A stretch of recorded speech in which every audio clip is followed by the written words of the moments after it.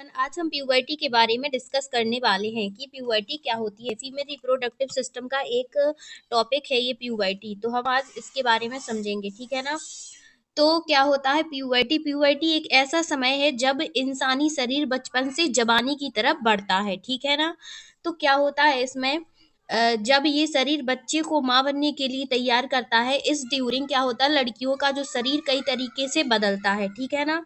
इसी को हम क्या कहते हैं, प्यूबर्टी कहते हैं। यानी कि लड़कियों में बहुत सारे चेंजेस आते हैं प्यूबर्टी के टाइम, ठीक है ना। तो क्या होता है, लंबी होती हैं इस ड्यूरिंग, लड़कियां लंबी होती है, उनकी हाइट बढ़ती है। मेंस्ट्रुअल साइकिल का शुरू होना सबसे जरूरी चेंज है कि लड़कियों का मेंस्ट्रुअल साइकिल शुरू होता है, जो कि उनकी रिप्रोडक्टिव हेल्थ के लिए एक हिस्सा है। And so on. प्यूबर्टी आमतौर पर 8 से 11 ईयर के बीच शुरू होता है। कुछ लड़कियों के लिए ये सिर्फ कुछ ईयर तक चलता है, जबकि दूसरी लड़कियां होती हैं फ्यू ईयर तक चलता है। बट कुछ लड़कियों में क्या होता है, ये ज्यादा भी चल सकता है। ये सभी चेंज लड़कियों की बॉडी को एक नई पहचान देते हैं और उन्हें एक एडल्ट बनने में मदद करते हैं। प्यूबर्टी का बहुत गहरा संबंध है बॉडी में मौजूद एक केमिकल सब्सटेंस होता है, जिसे हम क्या कहते हैं, जिसे हम हॉर्मोन्स कहते हैं, ठीक है। केमिकल जब तक बॉडी कोई बाहरी चेंज नहीं होता, तब तक हॉर्मोन्स बॉडी के अंदर ही काम करते हैं। ये हॉर्मोन्स बॉडी के अंदर उनकी प्रोसेस को कंट्रोल करते हैं, जो प्यूबर्टी के ड्यूरिंग होती है। ये अभी तक पूरी तरह से समझ नहीं आया कि प्यूबर्टी हॉर्मोन्स को क्या ट्रिगर करता है, या क्यों लड़कियां अलग अलग एज में प्यूबर्टी शुरू करती हैं, ठीक है ना। अभी तक कुछ पता नहीं चला, कुछ समझ नहीं आया, ओके। पर जो लड़कियां एक ही सीक्वेंस में इवेंट को क्या करती हैं, एक ही सीक्वेंस में इवेंट को एक्सपीरियंस करती हैं। ये हॉर्मोन्स प्यूबर्टी के ड्यूरिंग लड़कियों की बॉडी को चेंज में मदद करते हैं।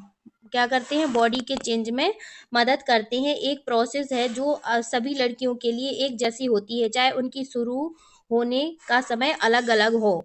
ये प्रोसेस सभी लड़कियों में एक जैसी होती है, चाहे वो उनकी जो प्यूबर्टी का स्टार्टिंग है वो अलग अलग हो, बट ये प्रोसेस सब में सेम होती है। शायद आपको समझ आ गया होगा।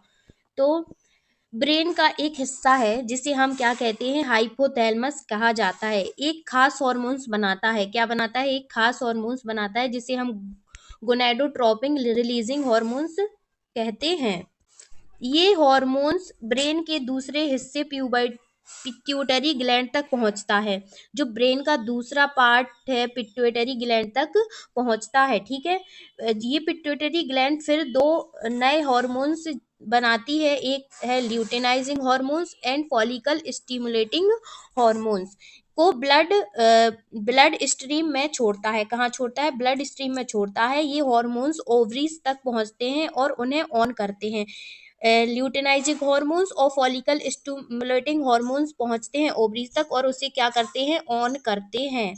ओवरीज फिर नया हॉर्मोन्स यानी प्राइमरी एस्ट्रोजन और प्रोजेस्टेरोन को प्रोड्यूस करती है। क्या करती है, ओवरी क्या करती है, हॉर्मोन्स प्राइमरी एस्ट्रोजन और प्रोजेस्टेरोन को प्रोड्यूस करती है। ये दो हॉर्मोन्स प्यूबर्टी के लिए मैनी बॉडी चेंज करने में मदद करते हैं। एंड्रोजन जो कि मेल सेक्स हॉर्मोन्स है, कौन, एंड्रोजन जो कि मेल सेक्स हॉर्मोन्स है। और एक और होता है, और सभी मेल और फीमेल प्रोड्यूस करते हैं एंड्रोजन को प्यूबर्टी के ड्यूरिंग। आगे के चेंज के लिए जरूरी होता है, आगे की और चेंजेस के लिए जरूरी होता है। किडनी के ऊपर होता है एंड्रोजन। ये सब हॉर्मोन्स मिलकर प्यूबर्टी के ड्यूरिंग में बॉडी को चेंज लाते हैं। ये सब हार्मोन्स बॉडी को चेंज लाते हैं। तो हमने इस वीडियो में कितने हार्मोन्स को डिस्कस किया, पहले रिवाइज करते हैं। पहला था हाइपोथैलेमस से रिलीज होता है, जिसे हम क्या कहते हैं, गोनोडोट्रोपिन रिलीजिंग हार्मोन्स। फिर पिट्यूटरी ग्लैंड जो कि पिट्यूटरी ग्लैंड से होता है, जिसे हम ल्यूटेनाइजिंग हार्मोन्स और फॉलिकल स्टिमुलेटिंग हार्मोन्स कहते हैं। और एक और हमने एंड्रोजन हार्मोन्स के बारे में जाना, ठीक है। तो आई होप आपको समझ आया होगा कि प्यूबर्टी कैसे आती है। तो अगर आपको ऐसे ही इंटरेस्टिंग अपनी एग्जाम से रिलेटेड टॉपिक्स के बारे में वीडियो देखना है, तो आप इस चैनल को फॉलो कर सकते हैं।